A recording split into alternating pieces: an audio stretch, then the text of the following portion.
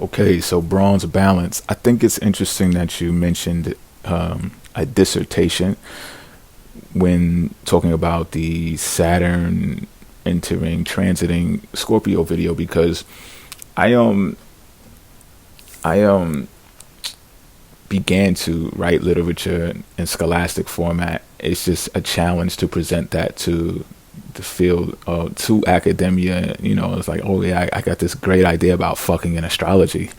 you know would you like me to share it with you? So I basically got to come up with a tactful way to introduce that to the world of academia. But it's promising because they're taking astrology seriously now, and they're not just calling it a pseudoscience anymore. So I'm on it. It's just perhaps I just need more work done to be able to present a large enough dissertation as well, or just a full enough dissertation to have it go places, or even, maybe, who knows, be scientific in the lab with it one day, apart from the studies that I've done on my own. So I've been on that wave, just to let you know. Now, what I want to make clear or put some emphasis on in this video is how, and it's going to be distinctive because you have a Taurus ascendant. I found from doing one of these studies that I've done when I was on my sexcapades, if you will, was a survey called the Intimacy and Wealth Survey. And I come to find out that Tauruses, or people with heavy Taurus energy in their chart, valued intimacy over wealth. And it's not like, I'll tell you like this. It's not like I guided or biased the interview in any type of way. Like I led them into the questions. I just gave them the questions, they answered it, and I told them the results. They was as shocked as I was as well when I told them that they leaned more towards intimacy than wealth. Some of them even wanted to take it over again. And even when taking it over again, it's still maybe a slight difference, but still lean towards choosing intimacy more.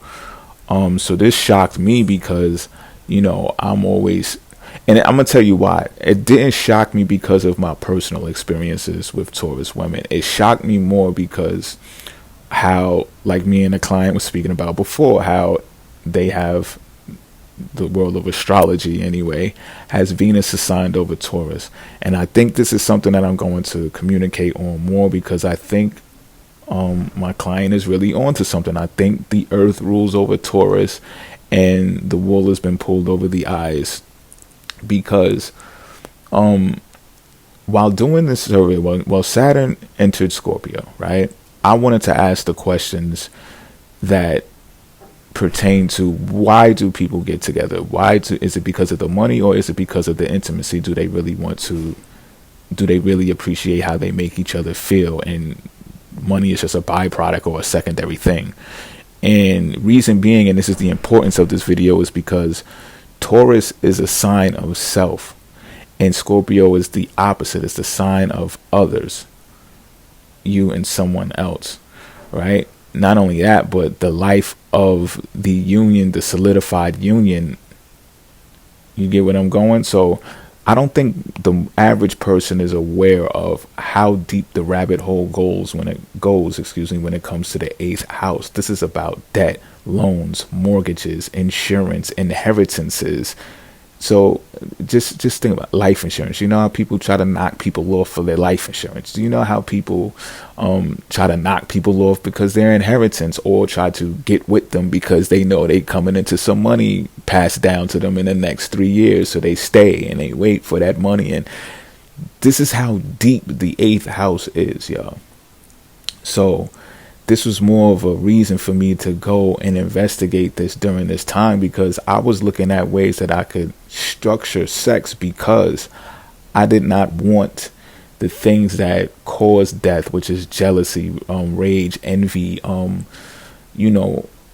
all of those other things that I spoke about. Definitely money. And the eighth house is a big money house. Those things to be the reason that people interlock with each other to their demise. And, not that I could stop it or whatever the case may be, but perhaps who knows what this type of study can do to help others who may blindly go into a relationship based upon whether they lean toward more towards intimacy or they lean more towards wealth. So, I had some carefully poised questions, if you ask me, that would be able to determine how I would categorize these people according to their responses. And the importance comes from, because with Saturn inside of Scorpio, this is what it does, and this is not to pin this all on Scorpio people. I'm telling you, because I'm a Pisces. I'm not Scorpio, but when this transit occurred, like I was speaking about in the Saturn and Scorpio video, I wanted to know these things. I wanted to know everything about the partners that I was dealing with.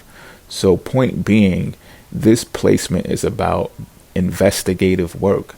It's about being a cop. So for people who are born with this, then you were pretty much investigating your partner inside and out, knowing everything about them. And I'm not saying that that's a bad thing, because some people actually, in fact, love that their significant other, their lover, wants to know everything about them, wants to know them in and out, like the back of their hand. That's what intimacy is about, right? Like, that's what being together is about. Not only that, but a commitment, right? There's heroism there as well with the sign of Scorpio. So I get it. It's just I'm more, how should I say it, reserved, because I told you I got my Saturn is inside of Virgo naturally. So I'm more reserved and analytical at my approach into these types of situations, more than I would just dive in and be like, yeah, I feel it, you're the one, let's go for it, I don't want no one else. So another thing to take into consideration is Taurus rules over what enters the body. Scorpio rules over what exits the body. And what I was hinting towards earlier is this is the sign of death and transformation, right? So I guess what I'm really want to pinpoint here is that the individual self has to be prepared to understand that they're going for a ride that consists of the intertwining of two people, of them and someone else. It's no longer about the person anymore. And if we look at this in the context of Venus ruling over Taurus, we say, oh, well, somehow, some way, people, or should I say entities, have placed value on the individual, the self, the five senses, which is Taurus, to the point where they can be bought, if you will. You get where I'm going with this? So it's like, but who does this benefit? Or should I say not who, because people may personalize this as the signs. We all have these signs in our charts. Is the energy of Scorpio the beneficiary of this type of placement of value on people? Because it's like, oh, okay, once I possess this person, this other person, then we become this. And what is this?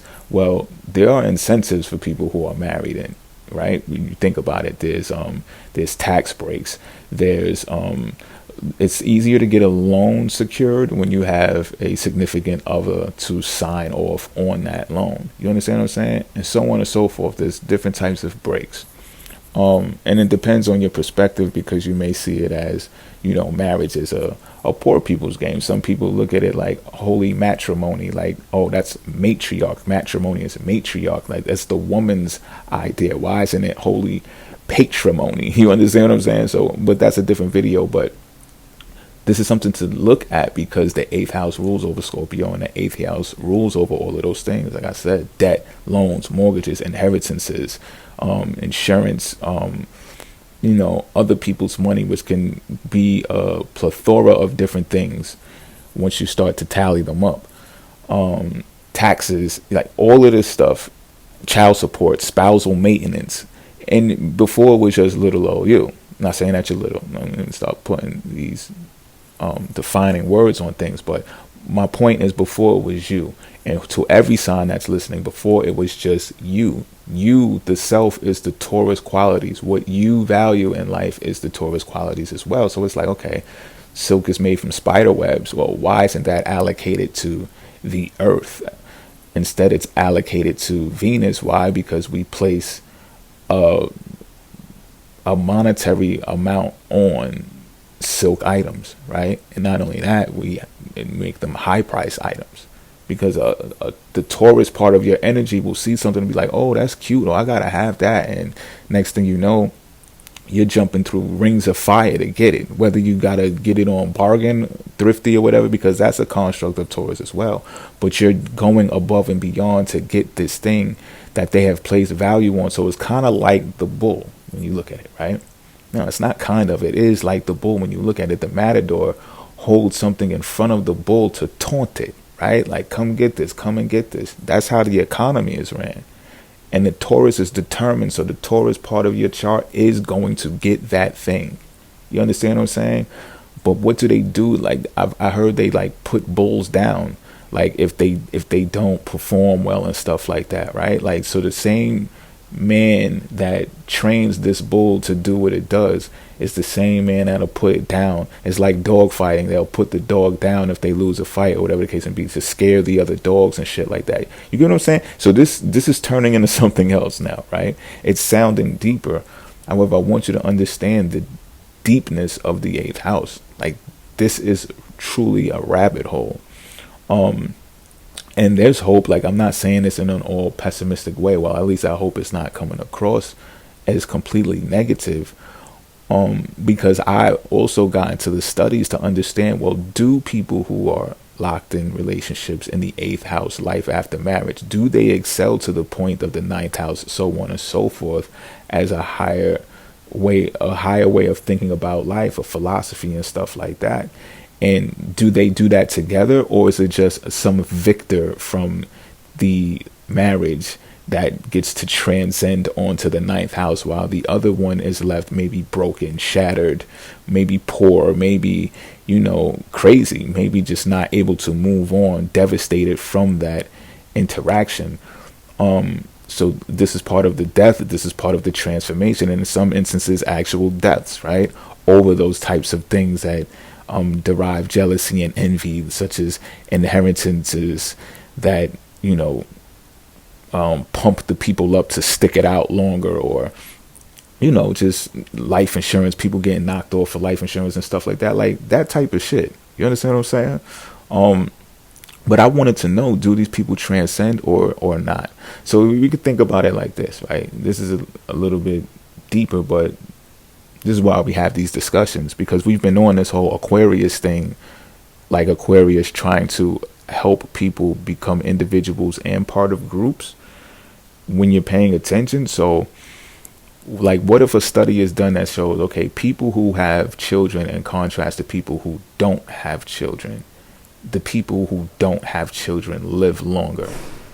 What would you chalk that study up to? I mean, right off the bat, you'd probably say, okay, the damage that comes from the woman's body through bearing children is probably a factor that results into the mortality rate, right? And the stress perhaps of the male, of the occupational work that they have to take on, or if they can't even obtain that, then what they go through courts or whatever the case may be, perhaps that's a factor that factors into their ailment, which causes their early demise.